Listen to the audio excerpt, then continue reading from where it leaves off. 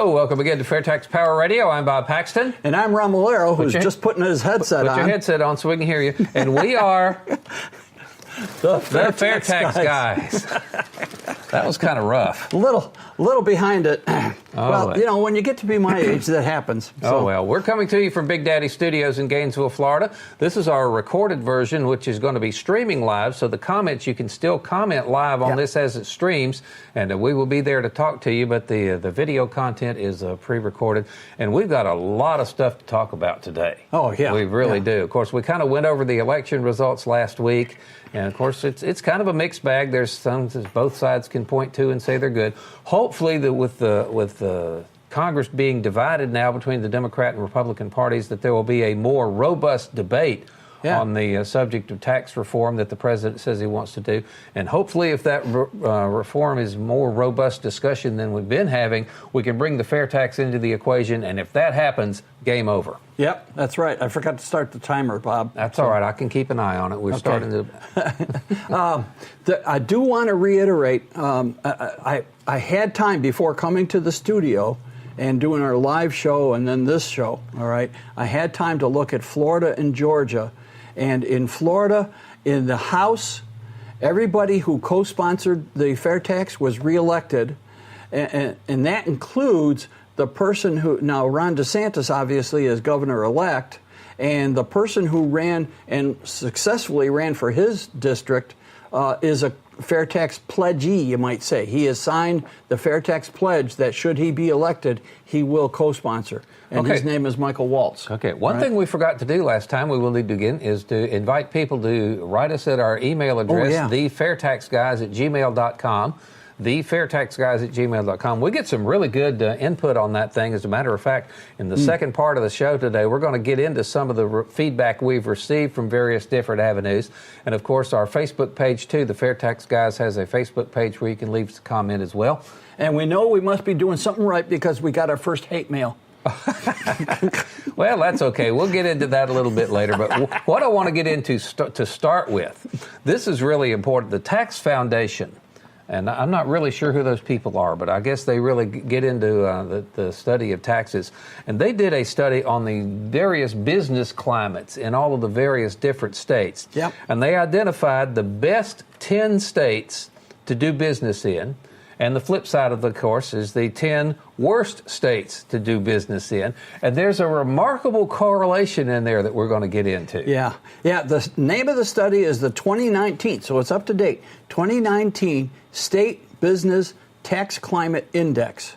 And it was a long, involved, many pages. There's an executive summary and so forth. But they identified the 10 best states to do business in and the 10 worst states to do business in.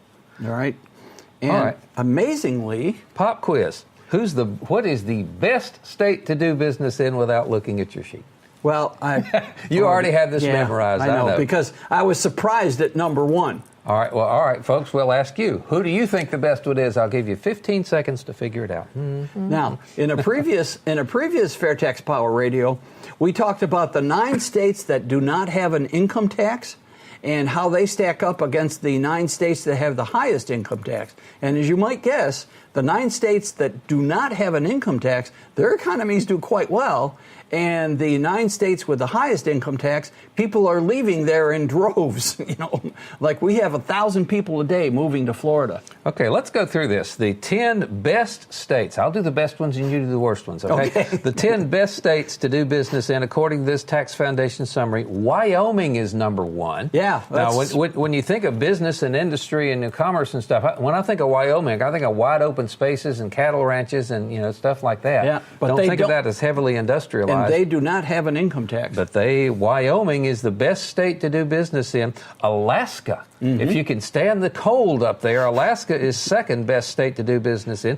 South Dakota is third. Now, of course, they've got this oil boom going on up there. Yeah. Number 4 is right here in Florida. I'm glad to see that. Yep. Montana, out there next to Wyoming, is 5th.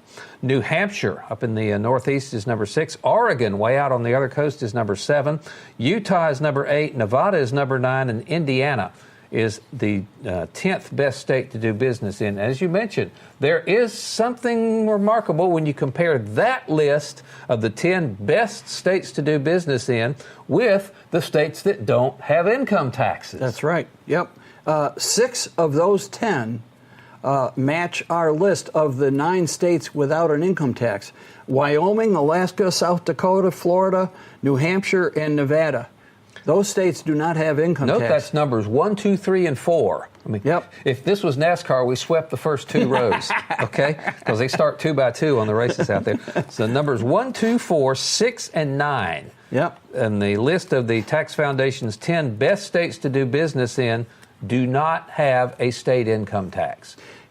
Now, the income tax is not the sole arbitrary of why it's due, because there are other factors that go into this. There's fees, and there's all kinds of fees and permits and regulations and so forth. So some states, even though they have an income tax, they may be very business friendly in terms of their business tax and their business regulations and their permitting regulations and things like that. So there are other things involved besides their tax situation. But it is interesting that 6 out of the 10 best states have no income tax. Well, when you consider that one of the byproducts of having an income tax are just huge compliance costs. Yeah. More so on the federal level than on the state level, I would think. But compliance costs, money you have to spend to pay your accountants, to pay your tax attorneys, to keep your records, to actually fill in all the forms and stuff, that all the compliance costs that go along with an income tax, not very business friendly. And again, 6 of the 10 best states to do business in have no state income tax. And if we could make that work on the federal level, get rid of the income tax, have the fair tax, and so instead of going from states in the country, we'd go from countries in the world. Yeah. And the United States would be at the top of the best place in the world to do business if we could get rid of the income tax and replace it with a fair tax. Yep. That's our goal here on FAIRtax Power Radio. Okay, your side of the coin, the 10 worst places to do business. If you're going to start a business, do not move to Vermont, Ohio, Minnesota, Louisiana, Iowa, Arkansas, Connecticut, New York, California, and New Jersey, in that order. That's from 41 to 50. So New Jersey is the worst business climate in the country, according to the Tax Foundation, and they have got one of the highest state income taxes in the country. Do you think that's a coincidence? Yep. 6 of those 10 are on our list of the states with the highest income tax. All right, so, there's a correlation there, too. And those would be? Those are Vermont, Minnesota, Iowa, New York, California, and New Jersey. Now, look at this. On the 10 best states, numbers 1 through 4, Wyoming, Alaska, South Dakota, and Florida, the first 4 have no state income tax. That's right. And on the worst list, the 3 worst are on the worst income tax, highest income tax, state income tax in the country list. That is not a coincidence. No, it's not. Because unfortunately, along with an state income tax, there usually go a lot of regulations and so forth, which would describe New York, California, and New Jersey. Okay. Let's go ahead to the second page of this thing. Let's go and talk. You said there are several states with no income tax. 6 of them made it on the list. Alaska, Florida, Nevada, New Hampshire, South Dakota are on the list. Now, the other states that do not have a state income tax that didn't make the Tax Foundation's 10 best states, Tennessee, Texas, and Washington. Yeah. And of course, this is the 9 states that don't have an income tax. Yes. So it's not, But Tennessee, I was surprised Tennessee and Texas weren't on there. Yeah, me too. Those are good places to do business. Because we heard from an accountant in Tennessee, and he was saying, he loved the show, and he was telling us how things going very nicely in Tennessee, and partially because they don't have an income tax. We got to get Jade to dig into this on the next webinar or on our future webinar. That would be good. Yeah. Jade, of course, for those of you who haven't been keeping up with FAIRtax Power Radio, Jade Wally is a partner. I mean, really a high-powered accountant out in Colorado, works for one of the most prestigious accounting firms in the country. And he is a huge FAIRtax. He has read the bill. He has read a lot of the other supporting stuff. And he does our webinars now. Yep, and that webinar will be coming up next month, December 20th. So Jade, if you're watching, there's you an idea on what you can dig on. Yeah. Also, this is an aside. As I was digging, we're going to be talking about input from people, and also on PopVox. I went on PopVox and talked about this.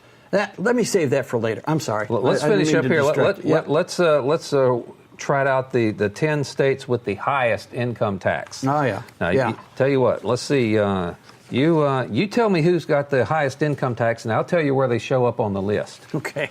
The highest state income tax is California. And they are 13.3 state income tax. And they are the second worst place to do business in the country. Yep. And then going down in as the income tax drops, Oregon, Minnesota, Iowa, New Jersey, Vermont, New York, Hawaii, and Wisconsin. All right. Okay. Where's New Jersey on that list? New Jersey, the worst worst business climate in the country, according to the Tax Foundation, and they have what, the 5th highest income tax, state income tax in the country? Just under 9% state income tax. And New York, the 3rd worst place to do business in. They are, where are you? They're about what? 3rd from the bottom. Okay. Yep, they're just about on the bottom. Yep. So, and these folks, along with this income tax, I'm pretty sure that they all have a sales tax too. So they have income tax on top of their sales tax, which is something you will not get with a FAIRtax. The FAIRtax, if the FAIRtax replaces the federal income tax, its permanent implementation is contingent upon repeal of the 16th Amendment. And when the 16th Amendment goes away, the constitutional authority to collect an income tax goes with it. They had to amend the Constitution to allow the federal government to collect an income tax, and the FAIRtax is not going to let that happen. What a mistake that was, the 16th Amendment. 105 years ago. What a mistake. We got to do something about that. So you talk about if you live in a state that's good to do business, what happens? Business comes in. Yeah. Lots of jobs, competition for workers, wages go up. Yep. It's always good to live in a state that is business friendly because business brings so many good things with it. Yep. And like I said before, I heard somewhere on the radio or whatever like that, Florida has about 1,000 people a day moving here from states like California, New Jersey, New York, and so forth. If your state has a tax system that's driving business away, jobs are going with them. Yeah. Mercy. Yeah, people are voting with their feet. I also heard on the radio that Texas has about 1,000 people moving there a day. And for the same reasons, because it's a lot easier to do business in Texas. And when you do business, you have to hire people. Yes. So you need those people. And then you need supporting people. You need the truckers and the railroaders to move your goods across. You need the computer people to keep track of it all. And I can tell you, when I was driving truck, we did a lot of business out of Texas. I bet. Yep. So okay. Well, now that we've gone over the best and worst places to do business and the correlation to the presence or absence and the degree of their income tax, we have plenty of time here. Got about 18 minutes here. We're going to get into some of the feedback that we have received. And again, we'd like to encourage you to write us at the FAIRtaxGuys@gmail.com or leave us a comment on your Facebook page. If you'd like to leave us a profanity-laced, expletive-filled thing like we actually did get the other day, and we're not going to mention that guy's name. We're not going to give him any publicity. But yeah, if you want to make a rational, reasoned argument against the FAIRtax, we would love to hear that. I don't think there's too much that can be done, but if you're just going to be ranting and raving, forget it. We're not going to pay you much attention. We encourage you to actually study the FAIRtax instead of just maybe picking up hearsay or something. But what we have figured out, when folks are just really ranting and raving and going off against the FAIRtax, they are ranting and raving and going off against the image in their mind of what they think the FAIRtax is. Yeah.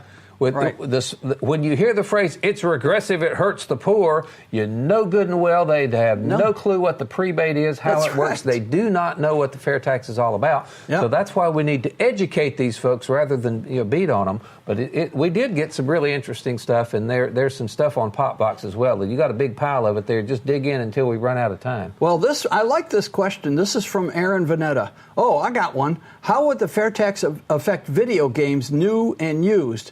Or subscriptions like Netflix, Hulu, HBO or Xbox Game Pass, okay? Randy answered him first and says subscriptions are services and would be taxed. Video games, when first released, first sold, would be a new good and it would be taxed, okay?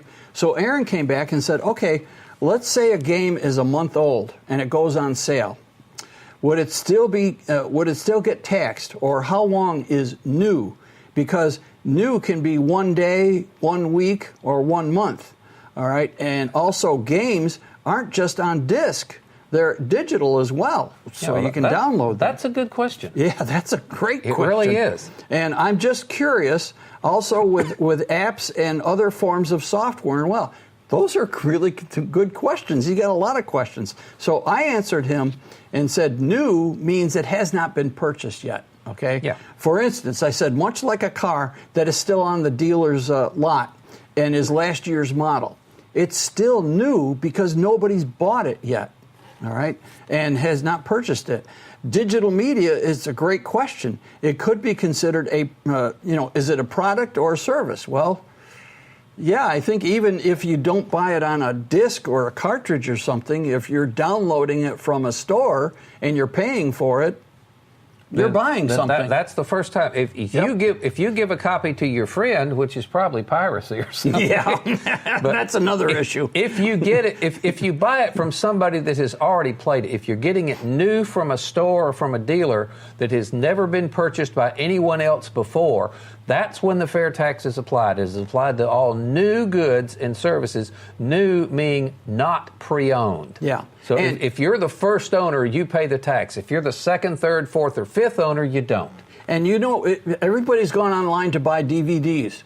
Like The Incredibles 2 just came out on DVD. Yeah. Anyways, we saw I have that. no clue what that is. Saw that with our grandchildren a long time ago. Anyways, you can go on eBay and buy used DVDs. Okay, well, they're used. They will not be subject to the fair tax because under the fair tax, once it's purchased, brand new, if you want to resell it, whether it's a DVD or a pickup truck, okay? If you buy a pickup truck, you will pay the fair tax on it, or any vehicle, and so forth. If you're the first purchaser. If you're the first purchaser of that item, all right? Even if it's been on the dealer's lot for a year, okay? It's still, if you're the first purchaser of that vehicle, it is new, and you will pay the fair tax. But when you have had it for a few years and you want to get a new one, and you decide to sell it instead of trade it in, okay, when you sell a used pickup truck, no fair tax. Nope. Okay, it'll be much simpler. So, and then when you go buy your new one, you're going to pay the fair tax again. So, that's up to you. And I think what's going to happen is that the value of used vehicles is going to come up because it's going to be attractive. Like, do I want to spend these extra few thousand on a new one, or do I want to buy a good used one? Well, that's something you can decide. But you will decide it, not somebody who will decide it for you. Okay. So, Aaron, we appreciate those questions, because it really made us think about it. Yeah. And this is the type of stuff that comes up. So again, you can leave us a message at the FairtaxGuys@gmail.com, or you can leave us a message on the Fairtax Guys Facebook page. And if it's a thoughtful, well thought out question like Aaron's, we will definitely give you credit for asking it and address it here on FairTax Power Radio. Yep. Then there's this other one. This is our hate mail. Who we're not going to mention. No. Blatant misinformation on the regressive nature of a consumption tax to replace the income tax. You don't know who the prebate is. Yeah, that's right. I mean, already he's indicated that he doesn't understand the fair tax. It's a bipartisan effort. This isn't a bipartisan effort. It's elitist, pro-establishment, special interest pile of steaming manure. May I ask him one question? If it's a special interest thing, how come the lobbyists hate it? Yeah. Why has it been Why do all the special interests hate the fair tax if you think it is a special interest entity? It's not. Yeah. So, if this is something that the deep state or whatever the establishment it's been in Congress since 1999. If they liked it, if they thought it was a good thing, if they thought it was good for them, they would have passed it. All right. So it's not a deep state, special interest, elitist type thing. No, it's not. This would almost entirely remove the tax burden from those who actually afford to give it back to the people that put them where the heck they are. And he didn't use heck. Yes. All right. So this is a mealy-mouthed bunch of BS because they say specifically that it untaxes only below the poverty level. It's unsurvivable, and he's got 18 to 20K. This would act as a regressive tax. No. We did a show on this the other day where we showed the effect of the prebate on families at various different income levels. And the family that was just spending right at the poverty level, their tax rate is 0, meaning everything that's collected from them in fair tax at the cash register is reimbursed to them by the prebate. But the family that was just above the poverty level ended up paying an out-of-pocket tax rate of about 4% or something really low than that. And so this folks that are just above the poverty level or even kind of a little farther up into the middle class, you do not pay anywhere near the published 23% sales tax rate that the fair tax is, because the prebate gives you back a big chunk of what you pay at the cash register. And if you only count what you take out of your pocket to pay the fair tax with, i.e. the fair tax you pay that is not reimbursed by the prebate, and express that as a percentage of your total spending, those on the lower end of the scale pay a very, very low, as they say on Deal or No Deal, individual tax rate. And if you're up at the higher end of the end, you're spending $1 million a year, you're paying just about the entire 23% out of your own pocket. It is mathematically impossible not to pay your fair share with the fair tax. So obviously this guy just has not done his research. No, he hasn't. And the other thing about the people in the lower income scale, all right, their tax rate, and the prebate and how that interacts and so forth, that assumes they spend 100% of their income on taxable items. They spend it on new goods and services. What if they buy a used car? What if they go to the Goodwill store and they buy used clothes? There's no fair tax on that. So that drops their tax rate even more. The working poor have a tremendous advantage under the fair tax, a terrific advantage. It is very good for the working poor. It's the best tax plan ever conceived for the working poor, bar none. And you've really got to get into it to understand that. I'm not sure if this person will ever do that. When you consider that the fair tax makes the United States the most business-friendly place on the planet, jobs will spring up like dandelions in my yard in the middle of July, That you talk about the working poor needing a job, you'd have to hide under a rock to not find a job if the fair tax were the order. I think I'm through with this guy. Let's move on to some of the stuff that you've dug up on PopVox. Yep. Now, again, PopVox, PopVox is a website where you can go in and you can make comments for or against any piece of legislation that is before Congress, that's been introduced into the Congress. And you give them your name, your address, so they know what congressional district you're in. And we talked to Ted Yoho about this, the congressman in this district. Every single congressperson up there has at least one dedicated staff person to watching PopVox and seeing what their constituents back home are saying about various different pieces of legislation. And of course, the legislation that garners the most, attention are the ones that they'll pay attention to. So that's why we go in there to PopVox, POPVOX, especially after the new Congress convenes, and comment on the fair tax. Yeah, and your comment will be seen. And I encourage you to do that now. As soon as this episode is over, go to PopVox and weigh in on H.R. 25 or S18. But keep in mind that in January, when the new Congress, new House of Representatives, and the new Senate is sworn in, we have to start all over again. PopVox will start anew, okay? So and we'll make sure you understand that. But PopVox is a great site to get your message across to Congress. Here we go. This was a comment left on PopVox a couple years ago relative to let S18. me tell people, I went into PopVox and I was looking only for the people who opposed the fair tax. First off, when you look at the fair tax on PopVox in the House, it's got like 97% positive responses. Yeah, you had to dig deep to find some of this. Yes, I did. We're getting short on time here. Let's get into this. This lady says, I oppose S-18 Fair Tax of Act 2017 because this bill is not a fair tax for all Americans. It's a play on words, and that's all you say. Yeah. Kind of hard to argue with just an opinion with no facts backing it up. Yeah, but it is a fair for all Americans. How did the fair tax get its name in the first place? You remember that story? Yeah. When the economists that designed the fair tax first came up with it, it was not named the fair tax. That they really didn't have a name for it, and they were explaining it to some people. Yeah. And somebody said, "That's a fair tax." Yeah. Yeah. And the name stuck. Bingo. So just if you say it's not fair, it's a play on words. If you'd like to support that, we'd like to hear you. Yeah. Yeah. So. And the next one here, this is also in, they're opposed to S-18, which is the Senate version of the fair tax. I oppose S-18 fair tax because fair tax proposals are regressive, okay? This person, again, Same as soon as they say that, point. you know something about them. You know they really have not done their homework. Designed to favor the very wealthy. No, it doesn't. It's the very wealthy that pay close to the 23%. Out of their own pocket. Yeah, whereas the working poor pay about, those living at the poverty level pay zero. Okay, very wealthy over other income tiers in our society. Our existing graduated income tax system better matches responsibility to people's ability to pay. Let me say this about the current system.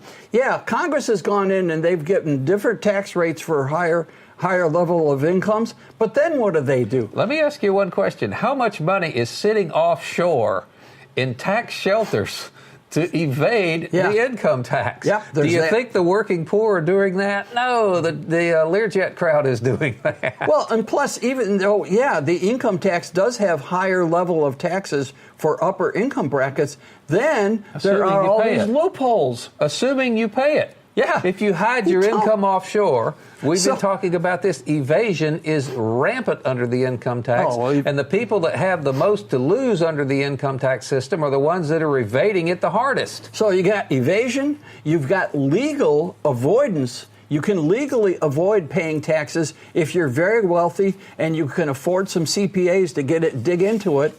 And find out, how can I structure my income and so forth, and what I do to reduce my income tax. They do that, and sometimes they structure it way down to almost zero. Legally, they do it legally. So if you can legally avoid paying the income tax, what good is that to the rest of us? All right, let me run one more by you here because we're running out of time. This says, I oppose H.R. 25 because if poor people need assistance, they're out of luck.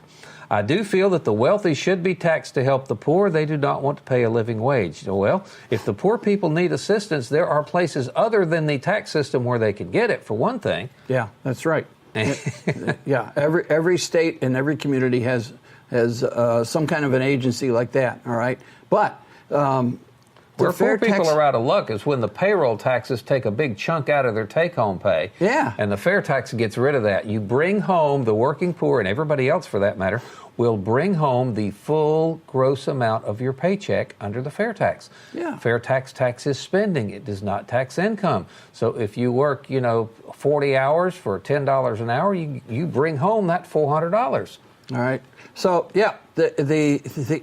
all these comments here tell us that these people truly don't understand the fair tax. And we really would hope that I think starting in January, we need to pay more attention to fair tax. I don't know if you can answer these folks. I'm not sure if you can send a look. Please study, maybe get this book or so forth, and please study the fair tax, and I think you'll find... The fair thinkers will. Yeah. I mean, the demagogues that just want to throw Molotov cocktails, you don't even going to mess with them. You're never going to make that. Yeah. But if we can educate people who are willing to be educated about what the fair tax actually does, there's nobody in this. Again, it crosses political ideology. You don't have to be a conservative to like having more money in your paycheck. Progressives like more money in their paycheck as well. Yeah. And that is what the fair tax will do. Yeah. Not everybody In fact, I don't think anybody really enjoys filling out an income tax return. That doesn't. That's not tied to your political ideology. I don't like to fill them out. Liberal friends I know don't like to fill them out. The FAIRtax gets rid of tax returns. No postcards, no nothing. No tax returns ever with the FAIRtax because it's paid anonymously at the cash register and it's included in the price of the things you buy. It's extremely difficult to evade. And since in January the Democrats are going to take over the leadership of the House, I think you and I will have to do another episode on why Democrats will like the FAIRtax, and we've got some good information here from progressives who have studied the FAIRtax and say they really like it. Yeah, we got a comment from one on our last week's show, and we appreciate that. And so that's I will tell you, though, I was looking at PopVox, looking for I found this on both the House side and the Senate side, this really lengthy explanation of why they like the FAIRtax, and it was from somebody but with the handle of JWally002. All right. Well, we know who that is. We're just about done with this episode of FAIRtax Power Radio. Time flies when you're having fun, doesn't it? Don't forget the logo store. That's where you get these, these scrolling banners. You take this to a town hall and ask your Congress critter why they're not a co-sponsor. You got 2 years to get one of these.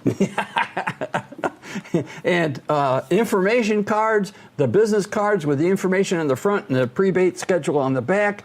Buy a bunch of pens with the FAIRtax information, and when you go to the restaurant and you sign the check, leave the pen. Leave the pen so somebody else can see it. And these pins and so forth. And, of course, there's our good old whatever it is. It's handy, but it's got FAIRtax. You can buy these and give them away to your grandchildren or whatever. Good information. Pens, hats, shirts, all kinds of stuff. FAIRtaxlogostore.org. FAIRtaxlogostore.org. And again, we encourage people to write us at thefairtaxguys@gmail.com and leave us a comment on our Facebook page.